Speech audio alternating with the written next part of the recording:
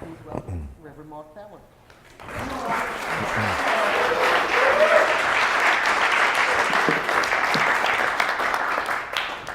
So good morning. I'm actually quite selfishly very glad that I got another opportunity to come out and be with you all before the end of the year. So I was very excited about the invitation. It's a joy to be with all of you. I also wanted to acknowledge my friend Suhir Black Eagle, who some of you who've been here for several years know that when I first started speaking here, Suhir was kind of my travel buddy and would come out with me and support me, and she happens to be back in New York for a little while, so I'm just excited that she's here with me today as well.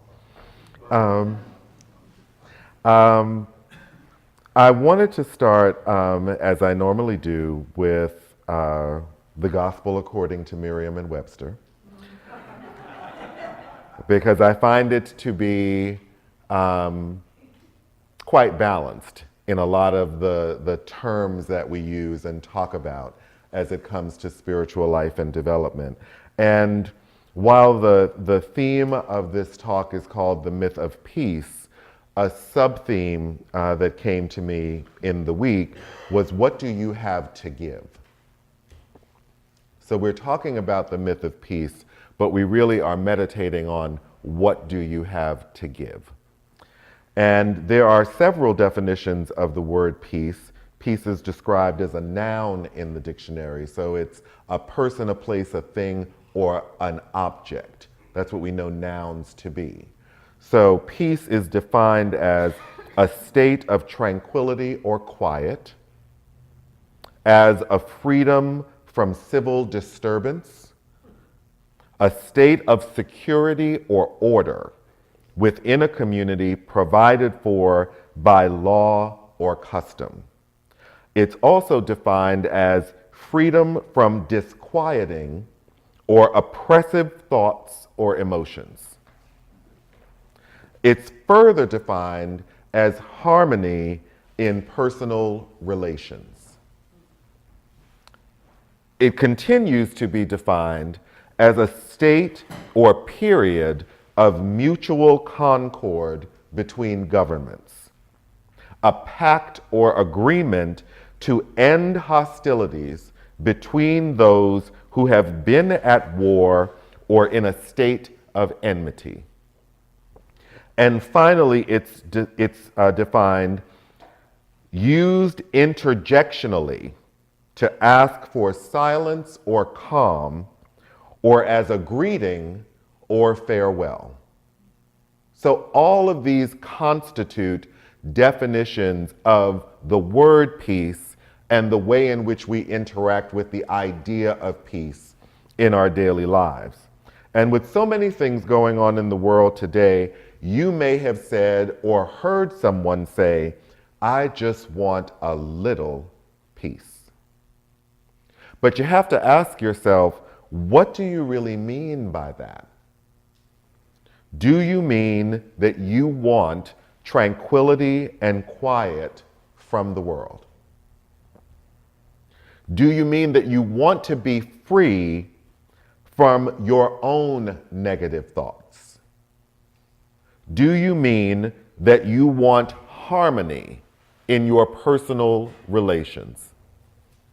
Do you want to see the end of wars between governments? Or is asking for peace at this particular moment trying to take yourself out and take yourself away from the world? Is it a cry for, I want to be disconnected and not a part of what's going on? As with all spiritual principles, though, we know that the role of peace in our lives is complicated, and there is untold opportunity in the pursuit of it. So the first myth is that peace comes to us. That peace is out there somewhere, and that it comes to us. The Seat of the Soul, Gary Zukav, on speaking of the nature of love, Zukov says that love brings peace. That when love is present, peace comes in. In the introduction to A Course in Miracles, it says that nothing real can be threatened, that love is real, it's an eternal creation, and nothing can destroy it. That nothing unreal exists. Anything that isn't love is an illusion. And herein lies the peace of God. Remembering, knowing that nothing real can be threatened. Knowing that nothing unreal exists. Knowing those two things, the Course says, is the peace of God. Islam, the very name, is derived from the word salam, which means peace as a primary definition, but the secondary sense of the word salam is surrender. Such that Islam, the word itself, means the peace that comes when one's life is surrendered to God. That is what the word actually means. And so Muslims are people who are surrendering their lives to God to be at peace and to know peace. It is, like Buddhism, named after the attribute it seeks to cultivate in people, unlike some of the other traditions. We still, though, relate to peace like it's a condition that comes to us, that it's something that we're unfamiliar with, that we have to engage in various practices and prayers and rituals to attain peace. But it brings the question then that if we are in union with the divine, if we know that we are not separated from God, if we know that we are made from and for love, then how could it be that peace is not inherently a part of who we are? That there is no struggling to get it, that it is just who we are, but we don't know ourselves as peace. So we could say that our spiritual practices in life are what we use to remember our relationship to the divine, and that we fundamentally at the core are peace because God is peace. And we can't be anything that God is. We can't be anything that God is. We can only be that. The rest of it is the illusion discussed in the Course of Miracles. You see, we operate like it's true that we are not peaceful people, and allow for all kinds of mishigosh of the ego to run rampant like a 3-year-old. We allow for and give weight to that it is true, rather that is the lie. The second myth is that peace is something we're either good at or can get good at. That it's almost kind of like you're baking or you're gardening. That you may be good at it, you may not be good at it, but if you work really hard, eventually you'll be good at peace.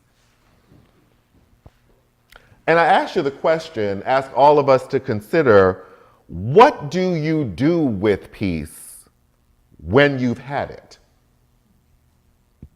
What do you do with it? I'm going to say that from all the definitions that I spoke about from Merriam-Webster, the one that we've all likely spent a lot of time working through has been the freedom from disquieting or oppressive thoughts or emotions.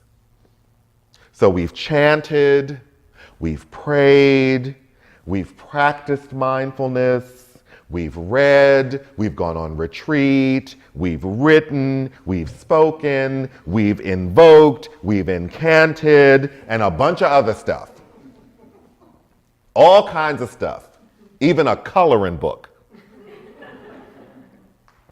And most days, with all of that activity, we still feel like a hot mess. Without the capacity to actually experience peace ourselves, never mind give it to somebody else. Our experience of peace and with peace is fragile, and it's fleeting for some reason. That's the experience with it, almost like something we'll never attain in life.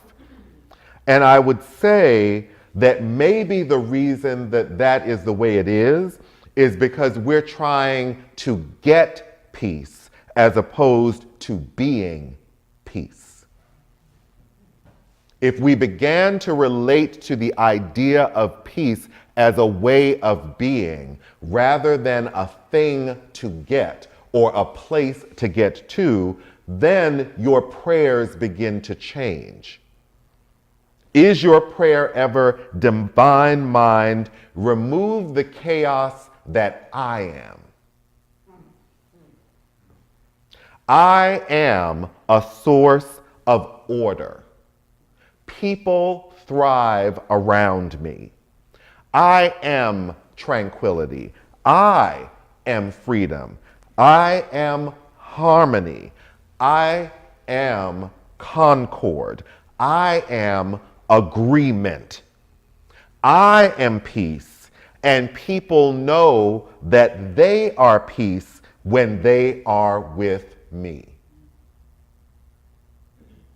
I'm going to suggest that that may be a different prayer than how you normally pray about having peace in your life.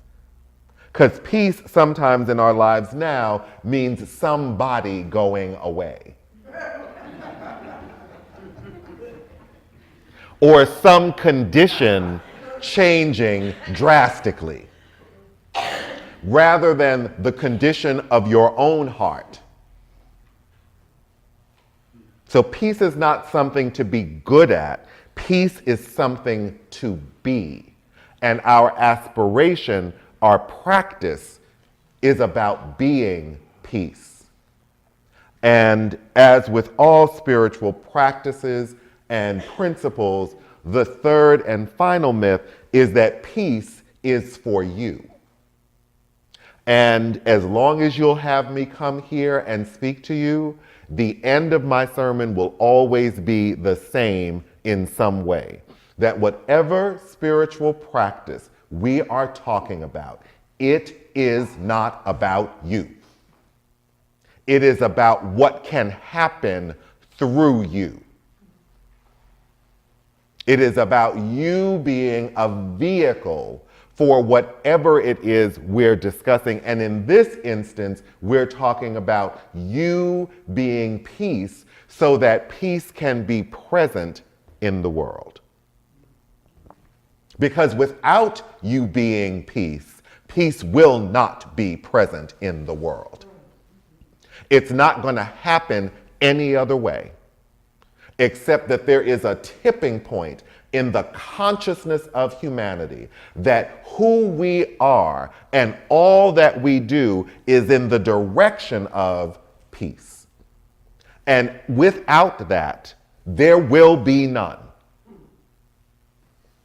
So I just want to share two moments of the life of Jesus, as many have called him the Prince of Peace.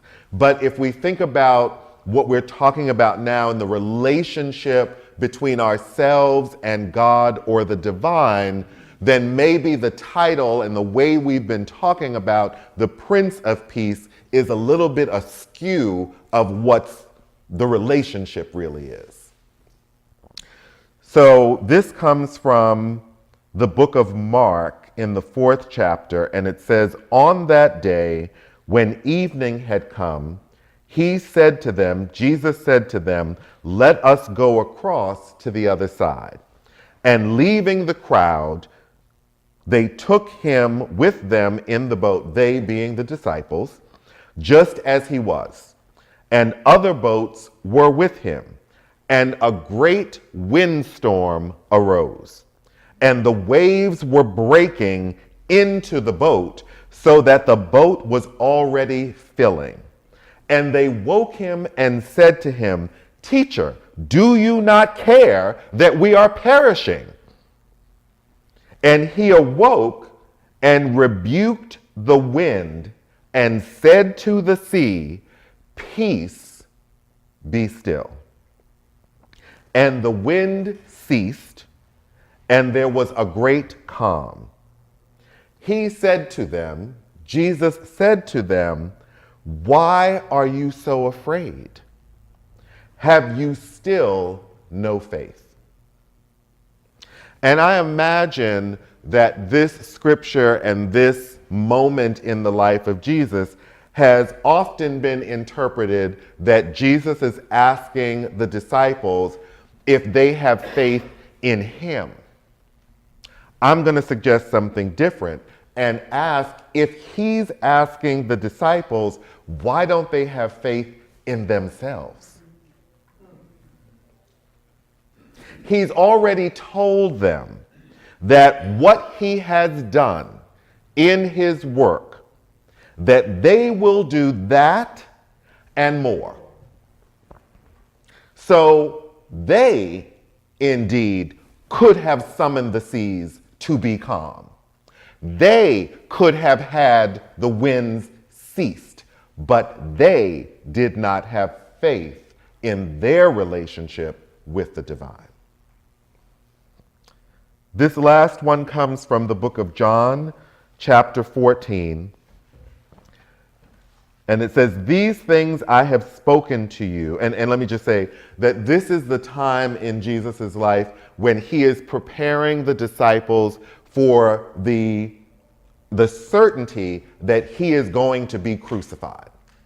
And so he is preparing them for that moment and for what comes after. And he says to them, "These things I have spoken to you while I am still with you. But the Helper, the Holy Spirit, whom the Father will send in my name, he will teach you all things and bring to your remembrance all that I have said to you. Peace I leave with you. My peace I give to you. Not as the world gives, do I give to you. Let not your hearts be troubled, neither let them be afraid." Jesus knew that God was love, that he was God's son, and he was love also, that all men and women were love because they were of God. And therein lied his peace. Often people look at the life of Jesus for the power that was displayed. Very rarely do they look at the life of peace that he was, not just what he did. So the knowledge that Jesus walked with, that there was no separation between him and God, that knowledge was his peace. He was the Prince of Peace because he was the embodiment of the idea that there was no separation between man and God, that they were uniquely and inextricably connected. And he gave it to them. He left it with them. So peace became something that he was and that he gave so that they would have it and know it, and that relationship would never change. When you know peace, when you, sitting in your seat, know peace, it is your responsibility to give it away. Your peace is not just for you. Your peace is for the world. And you don't have to wait to die to give it away. You don't have to wait for a metaphysical crucifixion to know it and to give it away. How then do we know peace in our own lives? We know it the same way that Jesus and all of the spiritual guides have evidenced for us, that by knowing that we are loved, by knowing that there is nothing that can ever separate us from the divine, by knowing that, knowing it for real, like knowing that, like you know that there is a sun and a moon and oxygen flows through your body, knowing that is what gives you peace. And knowing that anything that is not love is not real. That it is an illusion. And knowing that peace is a state of being, not a commodity to be traded. With peace, anything can be done. And I'd like to, let me see, do I have it here? It's not here. I'll just say this simply and then I'll be done. In 1999, the United Nations determined and declared that peace would no longer be understood as merely the absence of war. In 2014, Secretary General Ban Ki-moon went further to say that peace is about people knowing themselves as valuable, contributing members to society. Let us know that and order our lives around that idea that we are love, we are peace, and we have the capacity to give it away. I wish you a beautiful holiday season. God bless you, and thank you so much.